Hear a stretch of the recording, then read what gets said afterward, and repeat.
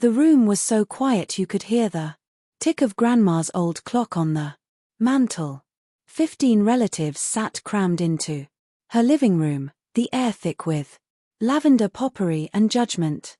I was 32 years old, sitting in my usual chair by the window, the one nobody else wanted, when my sister stood up in her tailored $3,000 suit and announced she was tripling my rent. $6,800, she said like a judge handing down a sentence. Effective next month. Some relatives smirked, others shifted uncomfortably. And me, I stayed calm because I knew something she didn't. But before I tell you how I owned that moment and the building, let me take you back to the years that shaped everything. Growing up as Victoria's younger sister meant living in a shadow so vast it swallowed me whole. She was the golden one. Harvard law summa cum laude, making partner. At 35. I was the ordinary one, a state school graduate property management degree. Assistant manager at a mid-sized firm. Every family gathering followed the same script. Aunt Patricia, did you hear? Victoria just closed a $10 million merger. Someone would gush. Then, inevitably the sympathetic head tilt toward me. And Madison, you're still at that property thing. Yes, I was still at that property thing. I loved my work. Walking through buildings, studying market values, seeing potential where others saw problems.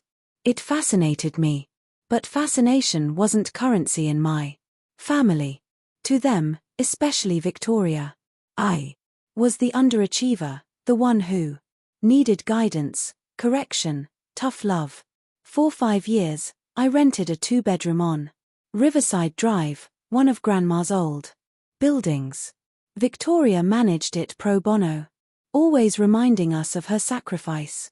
She set my rent at $200, calling it a family discount.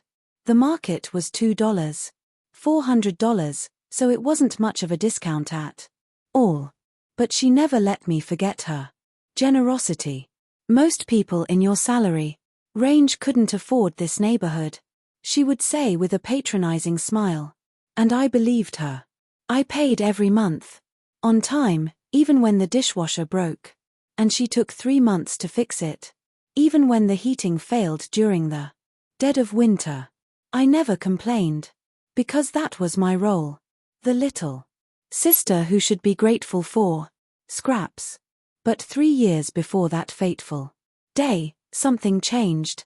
Something Victoria never knew about. When Grandma was still alive, I helped her sort through her finances every Sunday. She was sharp, even in her 80s, but she trusted me to explain her investment statements, to organize her records. One evening, she pulled me aside and pressed a business card into my hand. Your sister means well, she whispered. But she doesn't see everything. Sometimes the quiet ones are the smartest. Remember that when the time comes. I didn't understand then, but months later, after her passing, her personal lawyer, not the family attorney Victoria used, called me. Grandma had left something for me outside of the main estate. A private inheritance, enough for a strategic investment, enough to change everything. Fast forward to that Tuesday. In Grandma's living room, Victoria stood, tall, pen in hand, legal pad ready, and announced her adjustment. Your current rent is $200, far below market, she said, clicking through graphs she had printed in color. Comparable units are going for at least 6 hours, $800. I've been subsidizing your lifestyle for 5 years. That's $240,000. Out of my pocket. Aunt Patricia gasped. Like Victoria had donated a kidney. Victoria, you're such a saint. Victoria smiled. The kind of smile that wanted applause. I don't want praise. I just want fairness. Madison, you're 32 now. It's time to learn to stand on your own feet. Effective next month, your rent will be $6,800. The silence was deafening. I looked around at 15 faces waiting for someone, anyone, to defend me.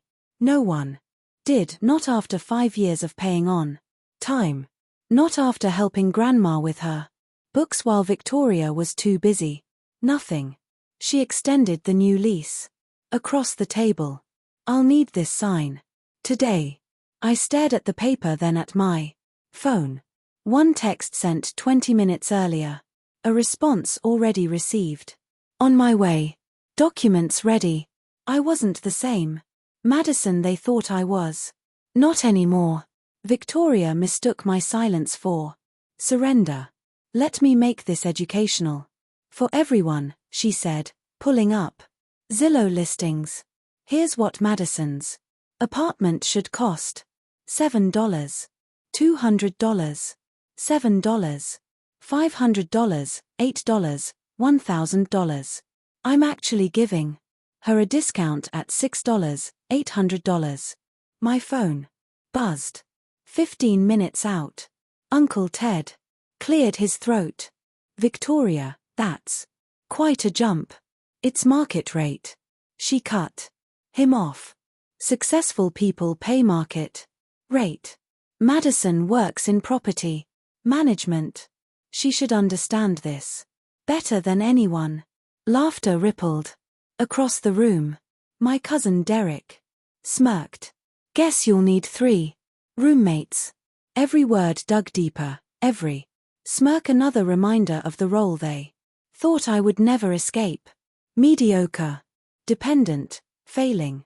Victoria leaned closer, her voice dripping with condescension.